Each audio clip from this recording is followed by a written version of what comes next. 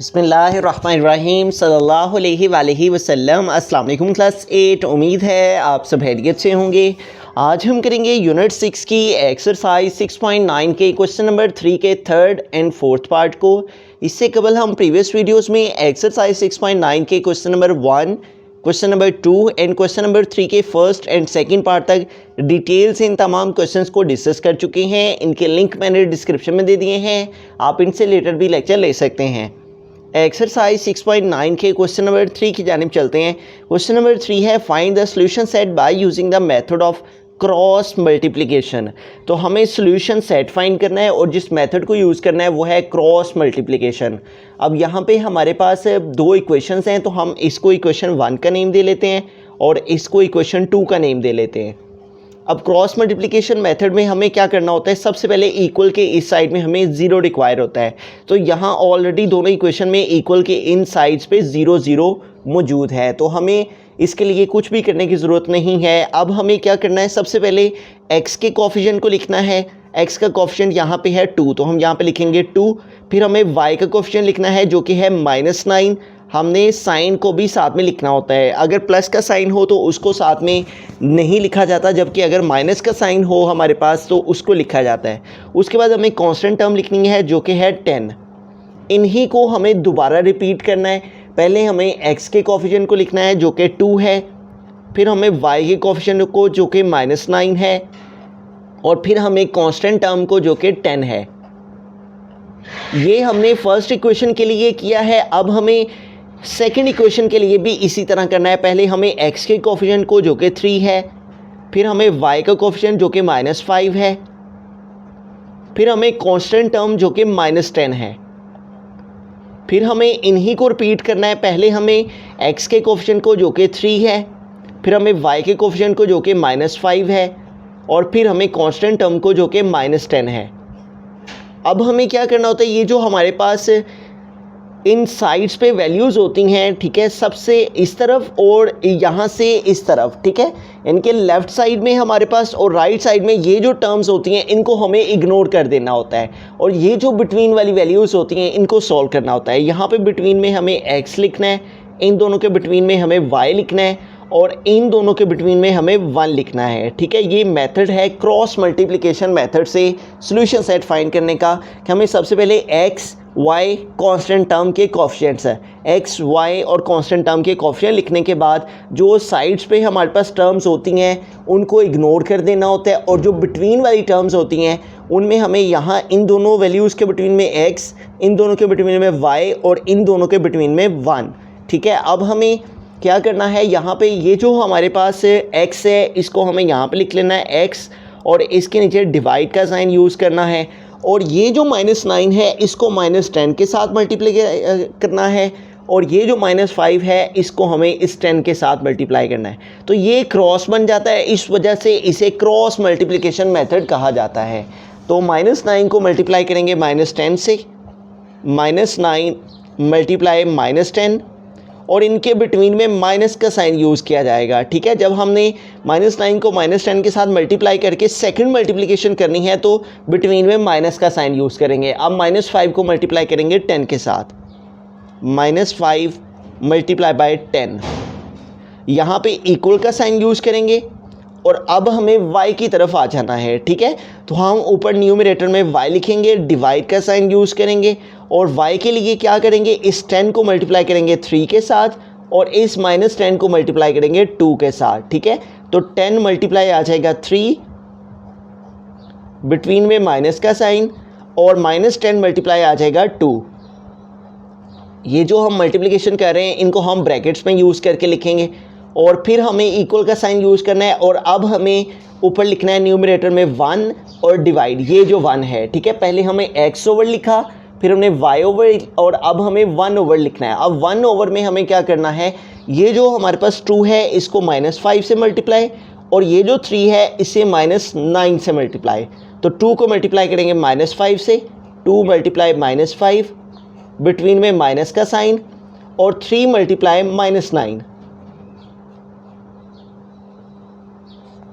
तो अब इनकी मल्टीप्लिकेशन कर लेंगे। ठीक है, तो हमारे पास यहाँ पे देखें, सबसे यहाँ पे न्यूमरेटर में है x, तो हमने लिखा x ओवर, तो माइनस को इस माइनस के साइन के साथ मल्टीप्लाई करेंगे तो प्लस आ जाएगा, और 9 10 टाइम क्या आ जाएगा 90, 10 को 9 से मल्टीप्लाई किया 90, इस माइनस के साइन को इस माइनस के साइन के साथ मल्टीप्लाई किया तो माइनस माइनस प्लस, और 5 10 टाइम 50 इज इक्वल का साइन यूज़ किया।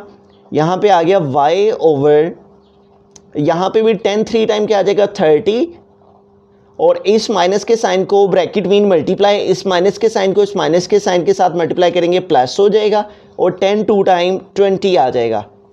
यहाँ पे इक्वल का साइन यूज़ किया, और 1 ओवर, और 2 को -5 से मल्टीप्लाई करेंगे, 2 5 टाइम 10, और ये माइनस का साइन है, साथ में माइनस का साइन आ जाएगा, माइनस मल्टीप्लाई माइनस क्या आ जाएगा प्लस, और 3 9 टाइम 27, ये माइनस ब्रैकेट मीन मल्टीप्लाई, इस माइनस के साथ मल्टीप्लाई किया तो प्लस आ गया। ठीक है, अब इनको आगे मज़ीद सिंप्लीफाई करते हैं, तो x ओवर 90 प्लस 50 है, तो 90 में हमें दोनों साइन प्लस के हैं, इनको ऐड करना है, प्लस करना है, 0 + 0 0, और 9 और 5 14 हो जाएंगे। तो यूँ 90 और 50 हमारे पास कितने हो गए 140 इज इक्वल y ओवर 30 + 20 है, तो 30 में 20 ऐड करें तो 30 40 एंड 50 हो जाते हैं, इज इक्वल। यहाँ पे देखें हमारे पास ऑपोजिट साइंस है, अगर ऑपोजिट साइंस हो तो हमें माइनस करना होता है, लेकिन जो आंसर है उसके साथ हमें साइन ग्रेटर वैल्यू का लगाना होता है। ठीक है, तो -10 है और +27 है। ठीक है, एक का साइन माइनस का है, एक का साइन प्लस का है, तो हम माइनस करेंगे। ठीक है, 7 - 0 7, 2 - 1 1, और ग्रेटर वैल्यू 27 इसके साथ प्लस का साइन है, इसलिए आंसर के साथ प्लस का साइन आएगा। तो -10 और +27 का आंसर क्या आ गया +17। अब हमें x की वैल्यू को फाइंड करने के लिए x ओवर 140 इसको भी 1/17 के इक्वल लिखना है, और y की वैल्यू को फाइंड करने के लिए y ओवर 50 इसको भी हमें 1/17 के इक्वल लिखना। तो हमने x ओवर 140 इसको भी 1/17 के इक्वल लिख दिया, x over 140 is equal to 1/17, और y ओवर 50 को भी 1/17 के इक्वल लिख दिया, y over 50 is equal to 1/17। अब यहाँ से x और y की वैल्यू फाइंड कर लेंगे, x को मल्टीप्लाई करेंगे 17 के साथ, क्रॉस मल्टीप्लिकेशन करेंगे। ठीक है, x मल्टीप्लाई 17 आ जाएगा, और 140 को 1 से मल्टीप्लाई करेंगे तो 140 1 टाइम 140 ही आ जाएगा। हमने यहाँ पे बिटवीन में इक्वल का साइन था, तो हमने x को मल्टीप्लाई किया 17 के साथ, और 140 को मल्टीप्लाई किया 1 के साथ। अब यहाँ पे देखिए 17 x के साथ मल्टीप्लाई कर रहा है, अगर एक वैल्यू एक तरफ मल्टीप्लाई हो रही हो तो वही वैल्यू दूसरी तरफ जाके डिवाइड हो जाती है। ये 17 इधर मल्टीप्लाई कर रहा है x के साथ, इधर आके ये यहाँ पे डिवाइड हो गया। ठीक है, तो यूँ हमारे पास जो x की वैल्यू है वो क्या आ गई है 140/17। तो अब हम y की वैल्यू भी इसी तरह फाइंड करेंगे, y को मल्टीप्लाई करेंगे 17 के साथ, और 50 को मल्टीप्लाई करेंगे 1 के साथ। y multiply by 17 is equal 50 को 1 से मल्टीप्लाई करेंगे तो 51 टाइम 50। अब ये 17 y के साथ मल्टीप्लाई कर रहे हैं, तो एक वैल्यू एक तरफ मल्टीप्लाई हो रही हो तो दूसरी तरफ जाके वही वैल्यू डिवाइड हो जाती है। 17 y के साथ मल्टीप्लाई कर रहे हैं, इधर आके ये 50 के साथ डिवाइड हो गया। ठीक है, डिवाइड 17 आ गया। तो अब यहाँ पे देखिए इनकी कटिंग पॉसिबल नहीं है। ठीक है, ये दोनों किसी भी सेम टेबल पे नहीं आते, तो x की वैल्यू लिहाजा हमारे पास यही आ गई है, और इसी तरह यहाँ इनकी भी कटिंग 50/17 की पॉसिबल नहीं है, तो y की वैल्यू हमारे पास ये आ गया। अब इनका हम सोल्यूशन सेट लिखेंगे, कर्ली ब्रैकेट राउंड ब्रैकेट, पहले x की वैल्यू और वो आई है 140/17, फिर कॉमा यूज़ करके y की वैल्यू को लिखेंगे, और y की वैल्यू आई है 50/17। तो x की वैल्यू हमने लिख दी और कॉमा y की वैल्यू लिख दी। तो इस तरह से हमारे पास ये सॉल्यूशन सेट आ गया है। अब हमें इन दोनों वैल्यूज़ को इक्वेशन 1 या इक्वेशन 2 में से किसी भी इक्वेशन में पुट करना है और चेक फाइंड कर लेना है। चेक फाइंड करने का मतलब ये है कि हमारे पास ये जो x और y की वैल्यूज़ आई हैं, आया कि ये करेक्ट है या नहीं। तो आइए चेक फाइंड करते हैं। तो हमारे पास ये जो x की वैल्यू आई है 140/17, 140/17 इसको हमने यहाँ पर लिख लिया, एंड y की जो वैल्यू आई है वो है 50/17, तो हमने इसको लिख लिया 50/17। और इन दोनों वैल्यूज़ को हम पुट करने लगे हैं, पुट इन इक्वेशन 2, और ये हम चेक को फाइंड करने के लिए करने लगे हैं। चेक का मतलब ये होता है कि इससे हमें मालूम हो जाता है कि x और y की वैल्यू जो आई हैं ये करेक्ट हैं या नहीं। और इक्वेशन 2 को हम यहाँ पर लिख लेते हैं, और इक्वेशन 2 है हमारे पास क्वेश्चन में 3x - 5y -10 is equal to 0, -10 is equal to 0। तो अब इक्वेशन में जहाँ हमारे पास x है वहाँ पे हमें x की वैल्यू जो कि 140/17 है ये पुट करनी है, और जहाँ पे क्वेश्चन में y है वहाँ पे हमें y की वैल्यू 50/17 पुट करनी है। तो आइए इनकी वैल्यूज़ को पुट करते हैं। अब यहाँ पे स्टार्ट में हमारे पास 3, तो हम यहाँ पे लिखेंगे 3 और साथ पे x की वैल्यू मल्टीप्लाई कर रही है, तो यहाँ हमें 3x है, 3 लिख दिया, x है तो यहाँ x की वैल्यू को लिखेंगे और वह है 140/17, 140/17। उसके बाद है हमारे पास -5, तो हम यहाँ पे लिखेंगे -5 और साथ y की वैल्यू मल्टीप्लाई कर रही है -5 के साथ, तो हम यहाँ पे y की वैल्यू को लिखेंगे और y की वैल्यू है 50/17। और उसके आगे है इक्वेशन में -10, तो यहाँ पे हम लिख देंगे -10 इज़ इक्वल 0 है, तो यहाँ पे लिख देंगे इज़ इक्वल 0। अब इसको आगे मज़ीद सिंप्लीफाई कर लेते हैं। तो जहाँ पे x था वहाँ पे हमने x की वैल्यू लिख दी और जहाँ पे y था वहाँ पे y की वैल्यू को लिख दिया। अब यहाँ पे देखिए 3 जो है वो मल्टीप्लाई कर रहा है 140 के साथ, तो हम 140 को मल्टीप्लाई करेंगे 3 के साथ, 3 0 टाइम 0, 3 4 टाइम 12, तो ये 2 यहाँ पे आ जाएगा और ये जो 1 है ये नेक्स्ट कैरी चला जाएगा। 3 1 टाइम 3 और 1 कैरी ऐड किया तो 4, तो 3 को 140 से मल्टीप्लाई करने से क्या आ गया 420 ओवर हमारे पास क्या आ जाएगा 17। यहाँ पे देखिए हमारे पास 5 × 50 है, तो 5 को हमें 50 से मल्टीप्लाई करना है, 50 × 5, तो 5 0 टाइम 0 एंड 5 5 टाइम 25, तो यूँ 5 को 50 से मल्टीप्लाई करने से क्या आ गया 250 ओवर हमारे पास क्या है 17, तो ओवर हमने 17 लिख दिया और यहाँ पे आ गया -10 इज़ इक्वल टू 0। अब इसको आगे मज़ीद सिंप्लीफाई करते हैं। तो यहाँ पे देखें हमारे पास ये जो वैल्यू है इन दोनों के नीचे एलसीएम हमारे पास आ जाएगा 17, ठीक है। तो इन दोनों का एलसीएम ले लेंगे हम, इन दोनों वैल्यूज़ का, इन दोनों के नीचे डिनोमिनेटर 17 है तो इन दोनों का हमने एलसीएम ले लिया, वो आ गया 17। अब यहाँ पे देखें हमारे पास 17 को 17 से हम डिवाइड करेंगे 1 आ जाएगा, 1 को 420 से मल्टीप्लाई करेंगे तो 420 ही आ जाएगा। उसके बाद माइनस का साइन यूज़ करेंगे, इसी तरह 17 को 17 पे डिवाइड किया, आंसर है 1, 1 को 250 से मल्टीप्लाई किया तो 250 ही आ गया। यहाँ पे हमारे पास आ गया -10 इज़ इक्वल टू 0। अब 420 में से हमें माइनस कर देने हैं 250, तो सब्ट्रैक्ट कर लेंगे, 0 - 0 0 आ गया। और उसके बाद देखें 2 - 5 है, तो 2 से 5 सेपरेट नहीं होंगे, इस 4 से कैरी लिया, यहाँ पे 12 हो गए, तो 12 - 5 हमारे पास क्या आ गया 7, यहाँ पे रिमेनिंग 3 रह गए हैं, तो 3 - 2 क्या आ गया 1। तो हमारे पास 420 में से 250 माइनस करके क्या आ गया 170/17 और -10 इज़ इक्वल टू 0। अब हमें क्या करना है, इस 10 के नीचे कुछ नहीं है तो इसके नीचे हमें डिनोमिनेटर 1 लगा लेना है, ठीक है। अब हमें 17 और 1 का एलसीएम ले लेना है, तो 17 और 1 का एलसीएम क्या आ गया 17। अब 17 को 17 पे डिवाइड करते हैं, ठीक है, एलसीएम को डिनोमिनेटर पे डिवाइड करते हैं और डिवाइड करने से जो आंसर आता है उसको ऊपर वाले से हमें मल्टीप्लाई करना होता है। 17 को 17 पे डिवाइड किया 1 आया, 1 को 170 से मल्टीप्लाई किया तो 170 ही आ गया। माइनस का साइन है, माइनस का साइन यूज़ किया। अब 17 को 1 पे डिवाइड करेंगे, ठीक है, 17 को 1 पे डिवाइड किया, 1 का टेबल 17 टाइम रीड करेंगे, 117 टाइम 17 आ गया। तो यूँ 17 को 1 पे डिवाइड किया तो हमारे पास क्या आंसर आ गया 17। इस 17 को हमें 10 से मल्टीप्लाई कर लेना है, तो 17 को मल्टीप्लाई करेंगे 10 के साथ, तो 0 7 टाइम 0 एंड 0 1 टाइम 0, यहाँ पे क्रॉस यूज़ कर लिया, 1 7 टाइम 7 एंड 1 1 टाइम 1। अब इनको ऐड कर लेंगे 0 0 + 7 7 एंड 1, तो इट मीन्स के 17 को 10 से मल्टीप्लाई करने से क्या आ जाता है 170। तो यहाँ पे आ गया 170 इज़ इक्वल टू 0।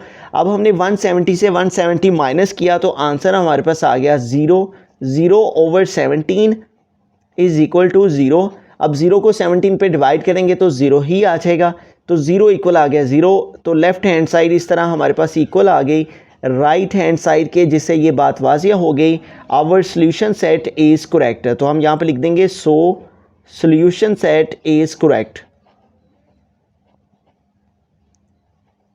कि हमारे पास ये जो x और y की वैल्यूज़ आई हैं ये बिल्कुल करेक्ट हैं। स्टार्ट से सारे क्वेश्चन को रिव्यू करते हैं। तो हमारे पास यहाँ पे 2 इक्वेशंस थी, हमने x y और कांस्टेंट इनके कोएफिशिएंट लिखे, x y और कांस्टेंट, और जो साइड्स वाली हमारे पास टर्म्स थी इनको हमने इग्नोर कर दिया, बिटवीन वाली वैल्यूज़ को सॉल्व किया।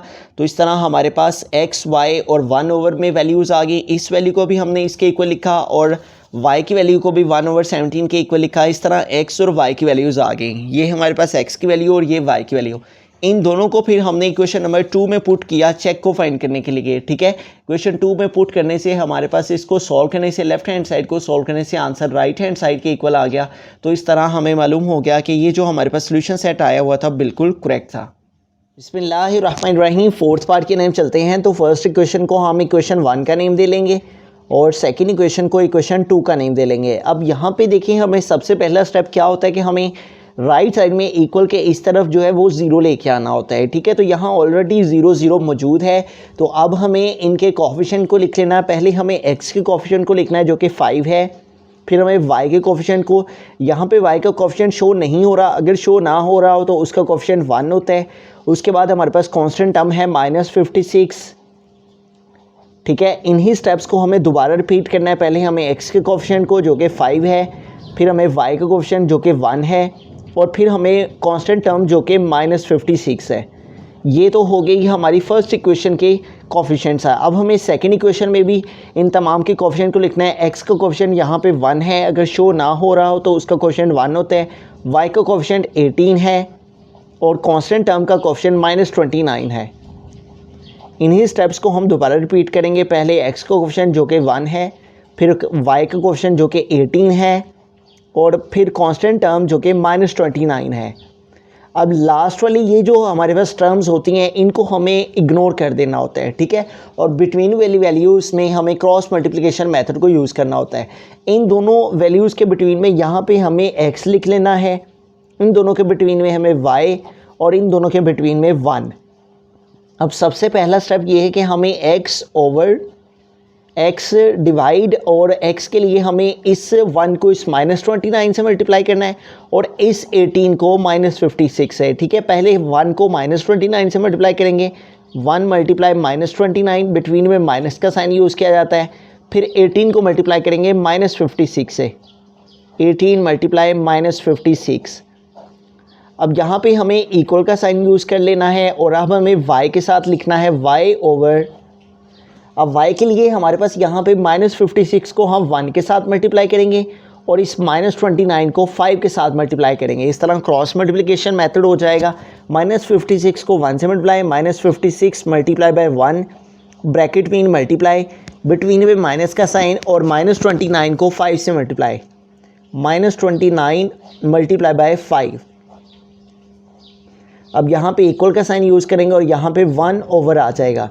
अब जब 1 ओवर लिखना है तो 5 को 18 से मल्टीप्लाई और 1 को 1 से मल्टीप्लाई, 5 मल्टीप्लाई 18, और यहाँ पे माइनस का साइन यूज़ किया जाता है, और 1 मल्टीप्लाई 1 आ जाएगा, 1 मल्टीप्लाई 1। अब इनको आगे मज़ीद सिंप्लीफाई करते हैं। तो यहाँ पे देखिए हमारे पास है x ओवर -29 को 1 से मल्टीप्लाई करेंगे तो -29 1 टाइम -29 ही आ जाएगा।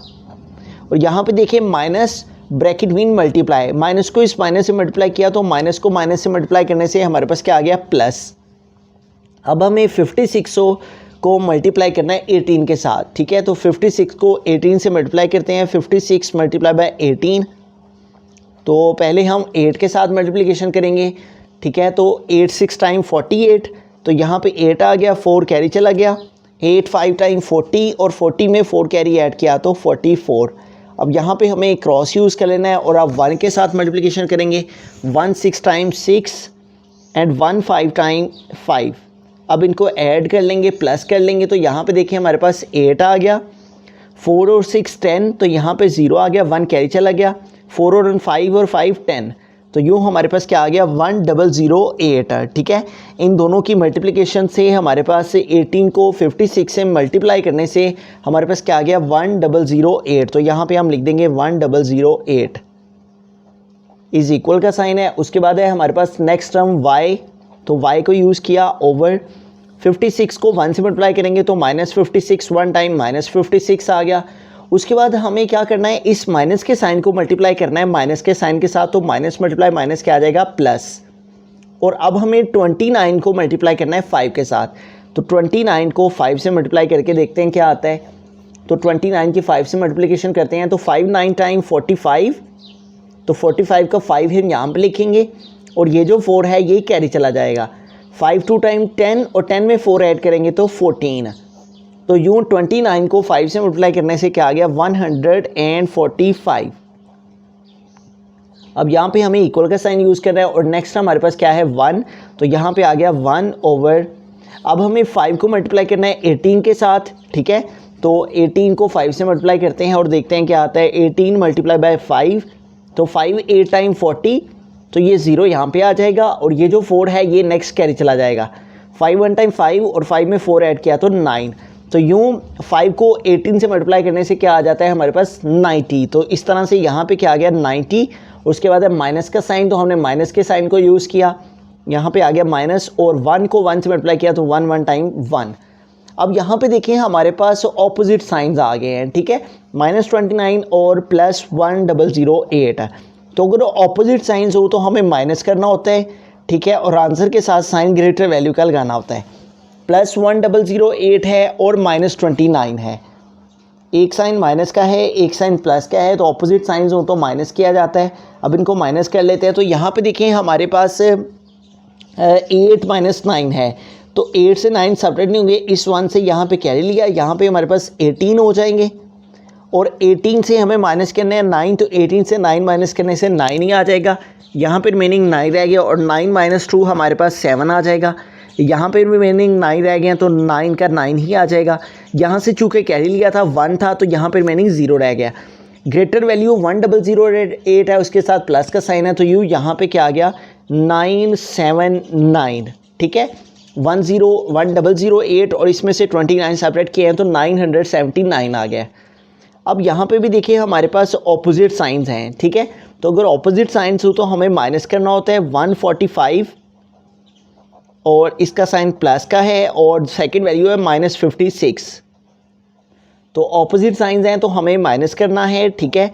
अब 5 से 6 सेपरेट होंगे, इस 4 से कैरी लिया, यहाँ पे 15 हो गए। अब 15 से हमें माइनस किया 6 तो 9 आ गया, यहाँ पे रिमेनिंग 3 रह गया। अब 3 से 5 सेपरेट नहीं होंगे, इस 1 से कैरी लिया, यहाँ पे 13 हो गए। अब 13 से हमें 5 माइनस किया तो आ गया 8, यहाँ पे रिमेनिंग 0 रह गया, ठीक है। ग्रेटर वैल्यू 145 है, इसके साथ प्लस का साइन है, इसलिए आंसर के साथ प्लस आ जाएगा।